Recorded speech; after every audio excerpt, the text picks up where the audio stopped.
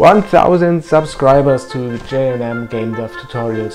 Thank you guys, thank you very much. And as a small return to you, I did this Unity 5 FPS player getting started project containing enemy AI, animated characters and a minimap you can use as a prefab, and it looks like this. You start the game, you have the classic FPS perspective, and out of the fog there comes the enemies, these insect guys who are trying to attack you. They are implemented as nav mesh agents, and the minimap here on the left bottom corner displays the enemies as red circles and the player as a green circle. All this is contained in the project. The best thing is I will upload the whole Unity 5 project to my Patreon account containing all models, animations, the minimap, prefab, everything. And if you are my Patreon, you can download it from there. The link is in the description here in the video. Okay, now let me give you some insights of the Unity 5 project and how this can be done using the standard assets of Unity 5. Here you can see some models I created for this project, and here is the insect, the enemy, and you might notice the red sphere at the bottom of the character, which is used to be displayed in the minimap. How this is done I will explain later on. Here's the FPS player, and he has a green sphere attached to be displayed in the minimap. When I change to 2D view, you can see the minimap prefab. The control is basically some layered images. The outer image here is an image with alpha, and here is the prefab for the minimap.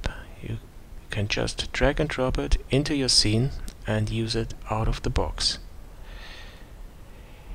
In the center of this minimap there is an image called raw image, and to this image the output of an orthographic camera that is attached to the player is rendered. Here's the player, and you can see he has an attached camera which projection is set to orthographic, and the target texture is the texture which is used by the minimap. And this is basically the whole idea behind this.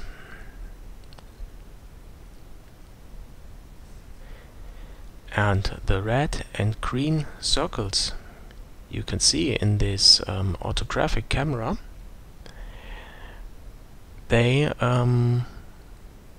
reside on a special layer that I added, and this layer is called minimap.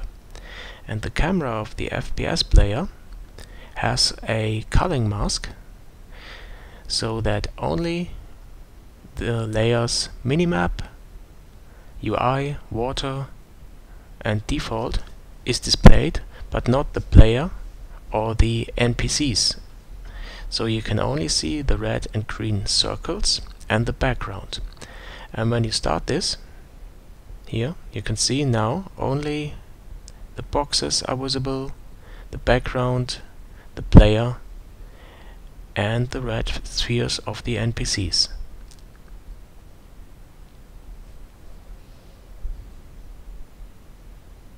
Now let's see how the animation of the insects is done. Each insect has an own animation controller attached to it, with the animations walk, idle and walk attack. So the default animation is the idle animation, and there is a transition from idle to attack, which is activated in a script.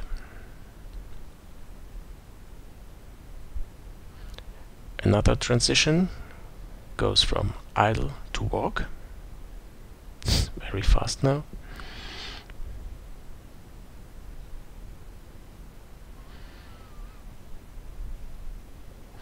and back from walk to idle.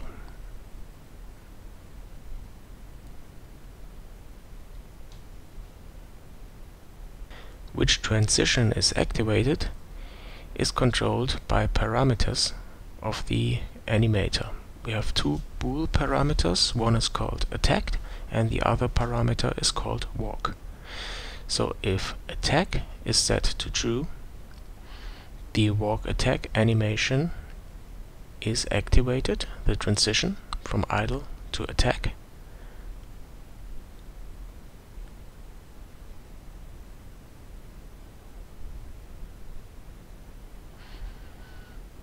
And if the walk parameter is set to true, the transition from idle to walk is activated.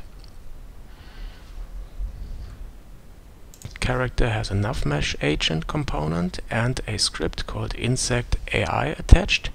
Let's open this. Okay, here's the script called Insect AI. It's derived from MonoBehavior class and it has two members, the NavMesh agent and the animator. In the awake method you get a reference to the player, the FPS player, which is defined in a class called Game Manager. This is very easy. It has one parameter called player. This is the FPS player and it is assigned in the editor of Unity. In the start method I get references to the NavMesh agent component and the animator controller. And in the fixed update I set the destination of the NavMesh agent to the position of the player. Then I check if the distance between player and NPC is less than the stopping distance of the NavMesh agent. This can be defined in the editor also.